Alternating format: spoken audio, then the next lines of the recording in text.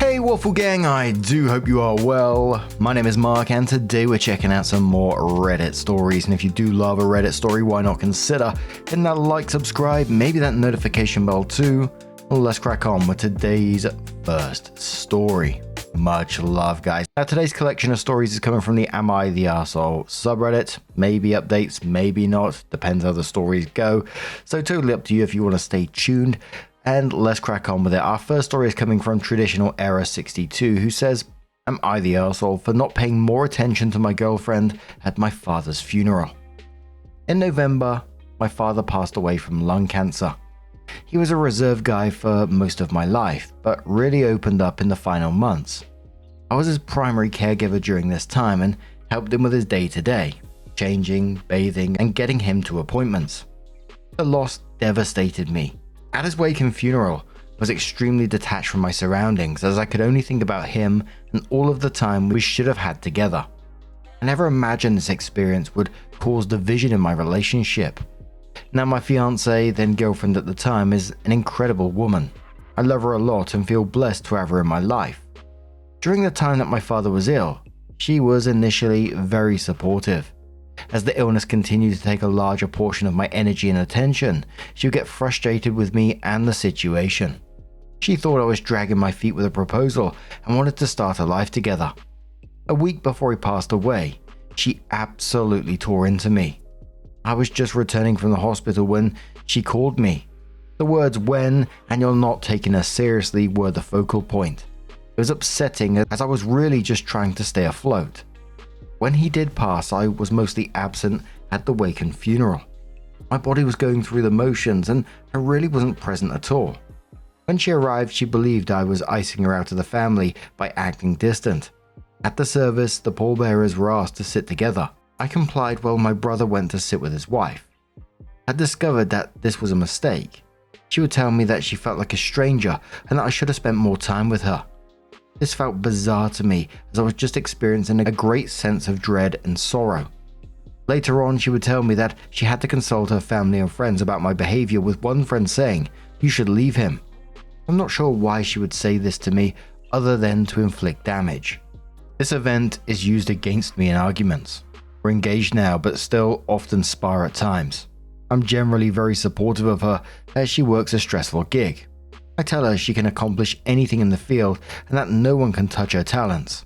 It's often a one-sided conversation. She speaks to me not as a lover or partner, but as an employee. She is much more accomplished than me professionally, and I am often reminded of it. There are two stresses currently straining our relationship. We're in the middle of selling a home. It's something I would have liked to have postponed for another few weeks after the wedding. She and our agent insisted we go on market ASAP for the June market. My mother is also displaying signs of early dementia. It's really a mess and something that terrifies me. I'm becoming more protective of her, which means more time away. My fiancé does not like this. I love my fiancé, but it saddens me that neither one of us is particularly excited about getting married. Now this one hit me because I can somewhat relate to it, like when my mum died and later my dad died. Me and my brothers sort of always gravitated towards each other. I can remember sitting at my dad's funeral with my arm around them. You know, one of my brothers was really struggling at the time and I was particularly grateful I was able to be there for him.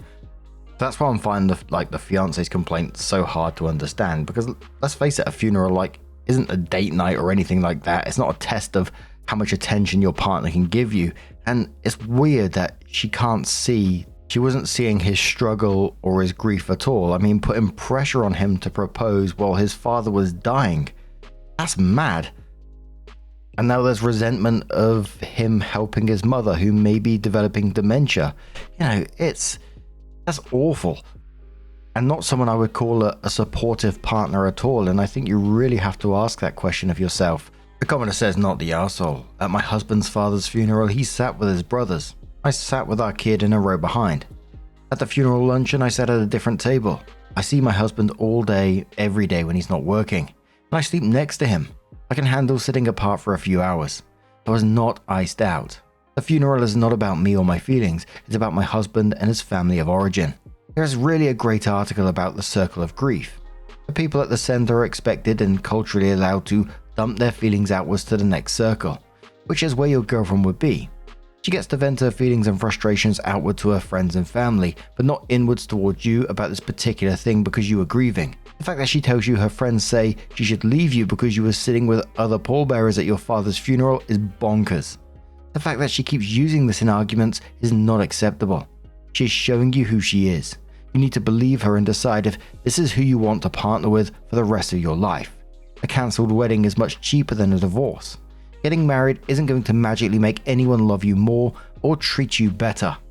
Great Scott says not the arsehole. My ex threw a fit every time I had family obligations. He always said I should be just as important as your family. Even when it had nothing to do with him, he'd have a tantrum. Whenever I said, if my family needs me, I'm going to be there, he'd throw the biggest fit and claim my family was stealing our time. I couldn't understand why he was doing it, until shit hit the fan after my uncle passed. I was grieving and decided I needed to be with my family. When he realized he wasn't invited, he trashed our house and slapped the dog shit out of me. Sadly, even though I did spend time away with the family, I hid all the problems and stayed with him. It took him constantly sidelining me and inviting his bestie on our couple trips for me to snap out of it, and I vanished from his life. Don't be like me. She's trying to monopolize your time, efforts and emotions, all while isolating you from your family. She views you as a possession, not a partner. It's time to let this one go. And one more commenter says, you're not the asshole, but dude, you need to grow a spine and a set because your fiance literally treats you like dirt. You deserve so much better than that. My hubby was with me when both of my parents passed away. He was actually the one who found my mother. Had he acted like your fiance has treated you, he would have been kicked to the curb a long time ago. Frankly, she sounds just awful, and you should not be putting up with that. Drop her like a hot potato and find the real person out there who you are meant to be with, who will treat you with love, care and respect, and not like you're some kind of employee who is beneath them. And I think a lot of the comments were just questioning that, why are you still with this person who is treating you this way? But what do you guys make of this one? Let us know your thoughts, and let's move on to another story. Now our next story is titled, Am I the Asshole for refusing to drive my boyfriend to the ER for nonsense? My 30 female boyfriend, 35 male, had been sick with the virus for the last 5 days, and we went to the ER on Friday because his headache was unbearable. We got in an argument earlier because he wants to go again for the drug they gave him for his headache, and I really don't see the point. A month ago, I had intestinal bleeding. I went to the ER with, and he didn't even leave work to check on me. He offered to come, I said it's okay. Drove myself there like a big girl, dealt with it and got home. And the last 5 days I've been nothing but accommodating while I've started a new job. We were at ER on Friday from 6 PM to 2 AM. He was such a baby, complaining that no one was moving fast enough, etc. I'd packed him a blanket, noise-cancelling headphones, eye mask, he had ice packs. I wheeled him around and I honestly thought it was excessive. Sure, I can imagine feeling dehydrated, which he got intravenous treatment for, and they gave him a temporary solution for a headache, which was a drug they told me that they could give to much older people because it's stronger than morphine. Kept his family updated because they were checking up on him. His results came back fine, CT scan fine, blood fine, result, virus.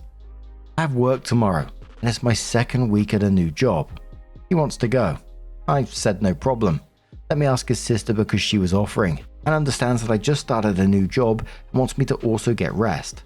She doesn't mind. He's like, no, just drive me. Why? I firmly, without yelling, it's a virus, give it time. If you want to go, then your sister can take you. He got annoyed and now wants to go on his own. Go on then. 2 times in ER for a flu. Whatever. There are obvious improvements. He's keeping food and water down and he's been getting sleep. Only reason he wants to go again is to get that drug that gave him temporary relief from a headache, which I feel is excessive. In all honesty, I don't mind mild tantrums. I don't mind changing ice packs every hour. I don't mind helping him get things around that he feels he needs. What was more annoying are 2 things. At ER, he was expecting everyone to adhere to his smallest ailments. Wow, I need an ice pack. I want bed. I want a warmer blanket. Wow, get me another pillow. Wow, where is the doctor? Why can't they offer me medicine? And like to a child, I had to explain that there are others that have way more serious conditions than a fucking flu. Second, Where was my princess treatment when I was at ER a month ago with bleeding? Not even a visit. No one except him even knew I was there and dealt with it. Got my referral, drove my bleeding ass home, slept and went to work the next day. Am I the arsehole for not taking him to ER for the second time? No Kangaroo says to this one, not the arsehole. He's an arsehole for using the ER inappropriately. He's one of the many reasons the ER wait is so long. At the least, he should go to urgent care. His primary should get him a script. Another commenter says, not the arsehole. As a paramedic, this does not sound like an emergency. The emergency room is for emergencies. This is for urgent care or telehealth. A commenter says, quoting, I don't mind mild tantrums, and then says that's what you say for a toddler, not for a grown-ass 35-year-old man. A commenter says, everyone sucks here. If my partner called me a baby for how I acted while ill and wrote about me the way you do him, in general, that'd be a deal breaker for me. I think this is way deeper than just the situation/incident, and some counseling about how you communicate and view each other is essential on both sides. And one more commenter who says, to answer your question, you're not the arsehole for not taking him to the ER for the second time. He has other options but selfishly wants you to do it. I will not dismiss his pain because whether it's real or not is between him and his doctor. Everyone sucks here. If you wanted him to visit you when you're in the ER, then say so. Don't say it's okay for him not to, then get mad when he doesn't. He should already want to, but also if he's taking your word for it, you can't be mad at him for doing so. If the doctor's okay for him having these pain meds, then who are you to call it excessive? He sucks because he didn't take care of you when you were in the ER. Not insisting he drive you home or making arrangements if he could not, but not agreeing to his sister to driving him home when she offered, knowing your situation. You'll either need to better communicate and stop being toxic to each other, or break up. Fix it or break it. And personally, I think that's probably one of the fairest comments that was in that thread, if I'm being completely honest. But what about you guys? Maybe you got a different opinion on the matter. Let us know your thoughts down in the comments below, and let's have another story. Now, our next story comes from Key Atmosphere 6114 from the Am I the Arsehole subreddit, and says, am I the arsehole for telling my wife that she needs to get over me missing the birth of our daughter? I work in a job where at certain times that I do not have access to my phone, or I'm in the middle of nowhere. These times are well scheduled in advance and basically take up my whole day. There are a ton of safety regulations I have to follow during this time. My wife was pregnant, and at the time I planned to take off work near her due date. Unfortunately, she went into labor early, about a month early, and I was on an inspection. I only learned about her going into labor when I got signal again. By the time I got to the hospital, she had already given birth. This was about 1.5 years ago, and I am an involved father. The issue is every single time we have an argument, she will bring up I missed the birth. It happens almost every single time, from serious arguments to what fast food we should get. Today was my breaking point. We got into an argument about her wanting to change the daycare situation. She wants to change daycare to one closer to home. I drop off and she does pick up. The only one closer to our home is too expensive and we cannot afford it. In the middle of the argument, she pulled out I wasn't there for the birth again. I told her she needs to get over that and stop using it every fucking argument we have. She called me a jerk and left. Am I the arsehole? OP didn't choose work over his wife or child in this situation. He had a job with periods where he was unreachable, and everyone knew that in advance. And the baby arrived a month early. He didn't do this on purpose. It was just an unfortunate situation. I can understand why the wife might be upset at the time. Giving birth without support is probably scary and stressful and probably heartbreaking at the same time. But being upset about the situation is different from blaming someone for it. The fact that she's now bringing it up in every argument, including arguments that have nothing to do with the birth, at that point it stops being I'm hurt by what happened and she's just weaponizing it. So it just comes across to me as manipulative and cruel at the same time, and I would get fed up with that pretty quickly. Commenter says, not the arsehole, but I wouldn't have brought it up at that moment, during the heat of an argument. I'd wait till after things cooled down and talk to her and say how hurtful it is that she keeps bringing it up, and that she knows you had no control over it. If she keeps trying to use it against you, that'll be a more serious conversation. Edit for clarity, because apparently some people think I'm gleefully defending the wife here. I wanted to edit to say 1, my comment was before the OP clarified that he had the discussion with the wife before and it has continued. And 2, I speak from experience when I say to wait after things have cooled down before speaking. This is why many of y'all can't have functioning relationships. Because you immediately jump to hellfire. With that said, especially because of the added info from the OP, I definitely don't blame the OP for snapping. Obviously, heated conversations will never resolve anything. As I said in another comment down below early on, the OP doesn't deserve the resentment from the wife, and I agree with many people that she needs therapy. Only the OP and wife can decide what to do from here, and hopefully, for the sake of the kid, can find a resolution that will leave neither with hurt feelings. Commenter says info. Did she have someone with her during the birth? Did baby have to stay in hospital after the birth for more than a few days? I asked because I was like your wife. In a way I still am, but I've talked about it to both the therapist and my ex that missed the birth. It's scary and I'd hazard a guess a little traumatic too. That doesn't mean she gets a free pass to throw it in your face at every disagreement. But if she's still hurting from it, don't expect it to go away with one conversation. Not the arsehole, and I hope you guys can get through it together. Opie says her mom was there. Baby was pretty healthy and only stayed an extra day since she was born early. A commenter says, well, I'm glad she had someone, but damn, she really needs to work this out with you. It's one thing to miss the birth, but you didn't know it was happening. It's a nasty thing to remind you of, and can't imagine she likes thinking about it either. What's her/your stance on therapy? Opie says she dislikes therapy. It is due to her mother being in therapy a lot when she was a kid and had a negative impact on her childhood. Kinda hard to tell someone to get therapy when their trauma is related to therapy.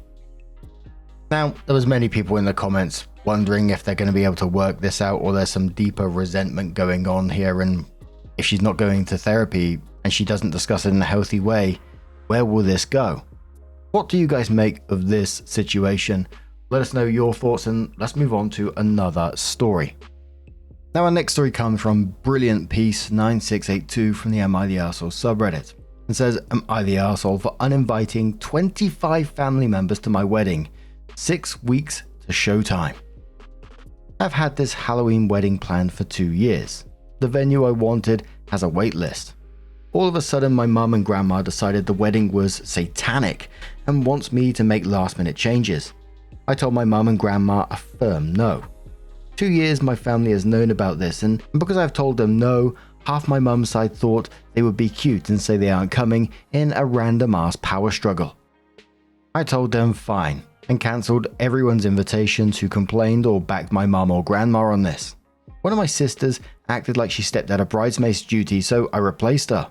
It was about 25 people that decided to act stupid at less than a 6-week mark, so I sent out uninvited invitations, and I sent out new QR codes for those attending, and the venue will check in by only those to let people in.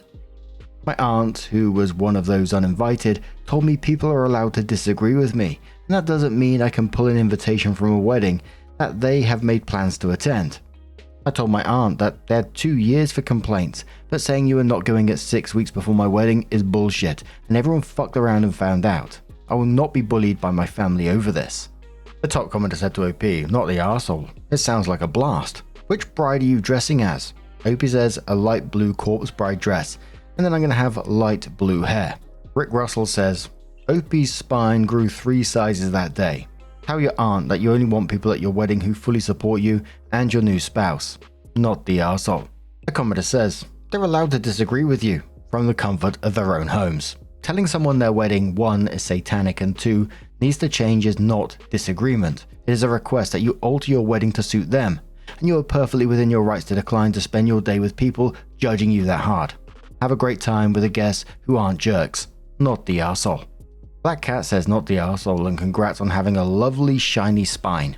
Your wedding, so your choices of decor, venue, etc. Anyone who wants to pull these kind of shenanigans with 6 weeks to the big event after having 2 whole years, total of about 104 weeks, to do this are bullies of the worst kind, and you don't need people like that in your life. Halloween is based on Samhain, a celebration of the beloved dead, but way back when, the Christian missionaries converted it, after being given strict instructions to do so by the Pope to get more people to convert from paganism. There's nothing satanic about Halloween/Samhain or about haunted buildings, so your mum and grandma are woefully uneducated on this. And one more comment who says, not the arsehole. Your aunt may be right that people are allowed to disagree with you. However, she's completely wrong in thinking that she or anyone else insisting you change your wedding deserve to keep their invitations. Good for you for not taking their crap and standing up for yourself and your dream wedding. It's your wedding. Do what makes you happy and cut the people who can't be bothered to support you. Congratulations on your wedding. A Halloween wedding sounds super fun and I wish you a drama-free day. Here's the aunt's comment that people are allowed to disagree with you. Yeah, absolutely. And brides are allowed to decide who attends their wedding. And like OP said, it was just an attempted power play. They thought they could threaten not to come and force last minute changes and make OP panic and beg for their attendance. Instead, OP basically said, no worries, I'll help you out with that decision. And fucking fair play to you. It is exactly as they say, you fuck around and you find out. And OP gets to enjoy their wedding without the stress of that bullshit in the background. But what do you guys make of this one? Let us know your thoughts. What would you do? Let's move on to another one. Now our next story comes from Prayline Financial 9971. It says, am I the arsehole here for refusing to help my brother get to his appointment and telling my mum she's enabling him? So I, female, got into an argument with my mum today. Now she's really upset with me, but I honestly don't think I'm wrong here. For context, my brother Jacob is 24 years old and still lives at home. He doesn't have a car and can't seem to keep a job. My mum constantly helps him with everything. Rides, appointments, money, etc. And it's been frustrating to watch because it feels like she's enabling him instead of pushing him to be independent. Today, I had no idea Jacob had an appointment. Normally, if my mum needs to use my car or needs me to be available, she gives me a heads up. But today, she didn't say anything. So I went out, ran an errand at the post office to send a friend a birthday gift and then decided to go to the mall for a bit. Right as I got to the mall, my mum called me saying Jacob had an appointment and basically implying that I needed to come back and help. I told her that wasn't my responsibility, especially since no one told me about it beforehand. I also told her that if the appointment was so important, it should have been scheduled at a time when my dad was off work, or Jacob should have handled it himself. When he did have money, he could have made the appointment and taken an Uber like an adult. Instead, everything falls on everyone else. This specific appointment was for a physical so he can get his permit, but he hasn't even studied for it yet. So to me, it feels like a waste of time and my gas when he's not even taking it seriously. On top of that, I pointed out that it doesn't make sense for him to be trying to get a car when he can't even keep a job. I told my mum that his responsibility isn't my problem, and that I'm not going out of my way to help someone who doesn't help themselves. When I didn't have a car, I had to figure it out on my own, walking or spending a huge chunk of my paycheck on Ubers until I could afford one. No one handled things to me. That's when things blew up. My mum started sending me angry voice messages yelling about how stressed she is and basically blaming me for adding to it. I understand she's stressed, but I don't think it's fair to take that out on me just because I said what I feel is the truth. And honestly, it's not just Jacob. I said the same thing about my other sibling too, and that they need to get jobs and actually keep them. I'm tired of being one of the only people contributing to bills, along with my dad, especially when the others are increasing expenses, wasting food, and not appreciating anything. So now, I'm being made to feel like the bad guy for not helping and having an attitude. But I feel like I'm just setting boundaries and refusing to enable behavior that shouldn't be excused at this point. Am I the arsehole? No, you're absolutely right to stop enabling the situation because otherwise you're enabling the enabler. You was out doing your own thing, enjoying yourself, when suddenly you get a phone call saying drop everything and come save the day. I mean, it's taking the piss, isn't it? Especially as the guy's 24 years old, he should be sorting this out himself. If he needs a ride, he can ask. If he can't afford an Uber, he can plan ahead. And the ironic thing is, he's trying to get a permit. That's supposed to be a part of becoming independent, not another task for mum and sister to manage. Mum's anger in this is just misplaced because the real problem isn't that OP won't drop everything to drive him. The real problem is that a grown man's appointment seems to become everyone else's emergency. And like I said before, that's just taking the piss, isn't it? The commenter says, good on you for not enabling your mother's enabling. She wouldn't be so stressed if she didn't spend all her time on your lazy brother. OP says it's not even just my brother she enables.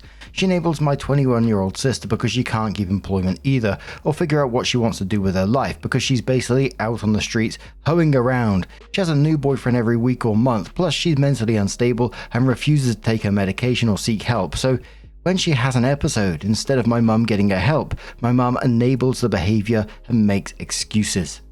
Bloody hell. Another commenter says, I would say this to your mum. I'm really sorry that you're stressed out, but why isn't Jacob stressed out? Why does his problem become your problem? Why are you the only one trying to fix it? Why is Jacob just sitting around waiting for you to come up with a solution? Mum needs to admit that she's an enabler, and Jacob needs to stop using his mother as a crutch. Maybe he needs a life coach or something. Somebody who would require him to put in some effort, not the arsehole. Another commenter says to OP, move out, and OP says, I'm trying to move out. I had a roommate but that fell apart because she turned out to be homophobic, and I can't afford anything on my own because of how expensive rent is in my state, and all my other friends live out of state. And I'd consider moving states if I had a job lined up and knew I could afford rent on my own. And it sounds like just like one of those stories, right, where unless OP moves out, going to get little peace. It sounds like it's something that's been going on for a very long time. And, unless the mother's going to do something about it, then this is going to keep falling back on OP and OP getting the blame for, doing nothing wrong. But what do you guys make of this situation? Let us know your thoughts and let's have another story. Our next story comes from KeyMaze7732 and says, am I the arsehole here for cancelling my nephew's vacation as requested by their mum? My brother is divorced from the mum of my two nephews. It is mostly amicable, but sometimes stuff goes sideways. My brother has been depressed about his marriage ending the way it did. His ex, Fern, left him for a pastor from their church. I've been trying to help him as much as I can. My husband and I watch the boys so he can work. That sort of thing. He picks them up when he has done work and spends time with them on the weekends. I think he is doing his best. His ex has them in after school care when she has custody. She also has us watch them on her custody weekends. She doesn't have extended family in our city. My husband and I don't mind since our nephews are close in age to our kids, so they are a little pack of hellions together. Sorry for the long setup. My brother finally started dating again. It has been 5 years and I'm ecstatic. His girlfriend Donna is a medical professional who makes a good living. She's pretty, smart and very kind. We have had her over the house and she clearly adores the boys. They are affectionate towards her and obviously comfortable with her in their lives. Donna and my brother have been together for a year now. For spring break, the plan was for the four of us to take the kids to Orlando for the week. My brother had to switch stuff with his ex to get that week's custody. It was all arranged. Then he had a work emergency. He's basically going to be at work for the next month. It has to do with what's going on in the oil business right now. We talked it out and the three of us would be taking the kids. We communicated this to his ex. She went ballistic. She threatened to go to court if we took the kids out of state without their father or her. She wanted us to uninvite Donna and bring her instead. We offered a compromise. She could come along as well. She just needed to pay her own way. She did not think this was acceptable. She insisted on taking back her custody week. So we cancelled the boys' flights and park passes. Our kids each get a bedroom in our suite now. Donna is still coming with us and she had booked a week's vacation and loves Disney as much as we do. Now Fern is pissed because she thought we would cave. She thought she was getting a free vacation or a child-free week. Now she gets neither. She's called trying to change her mind, but we said we would need legal documents granting us coverage. And she would have to cover the cost of rebooking the flights. Not all of it, just the difference between what we originally paid and the last-minute flights she would have to book. Fern says we are punishing her kids for a miscommunication. I asked her what we had misunderstood. She couldn't articulate what it was. My nephews are disappointed, but they know what caused the change of plans. They know their mum threatened to go to the cops and court if we took them out of state. They know she tried to invite herself along on our dime. They are pissed at her and showing it. Fern said we are arseholes for just cancelling the kids' vacation and not negotiating more.